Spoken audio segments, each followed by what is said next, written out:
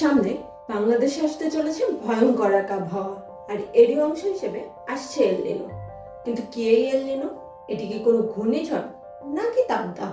আপনি কি জানেন খুব শিগগিরই বাংলাদেশের তাপমাত্রা অস্বাভাবিকভাবে বেড়ে যেতে পারে, আর এর পেছনে রয়েছে শক্তিশালী প্রাকৃতিক ঘটনা এল নিনো।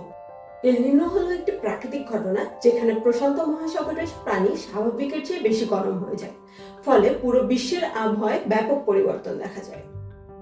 বিজ্ঞানীরা বলছেন 2026 সালের মে থেকে জুলাইয়ের মধ্যে এল নিনো শুরু হওয়ার সম্ভাবনা রয়েছে, এবং প্রায় 25% সম্ভাবনা রয়েছে এটি শক্তিশালী হওয়ার। জানতে ইচ্ছে করছে না বাংলাদেশের প্রভাবে কি হতে পারে? বাংলাদেশের প্রভাবে হতে পারে তীব্র গরম ও হিটওয়েভ, কম বৃষ্টিপাত, খরা এবং ফসলের ক্ষতি, এমনকি শীতের সময়কালও কমে যেতে পারে। জেনে রাখা ভালো, 2015-2016 সালের এল নিনোর সময়ে বিশ্বের প্রায় 6 কোটিরও বেশি মানুষ খাদ্য সংকটে পড়েছিল বলে জানিয়েছে জাতিসংঘ। তাই এখন থেকেই সতর্ক থাকা ভালো, কারণ এল নিনো শুধু আমাদের আবহাওয়া নয়, এটি আমাদের খাবার, কৃষি এবং দৈনন্দিন জীবনেও ব্যাপক প্রভাব ফেলতে পারে।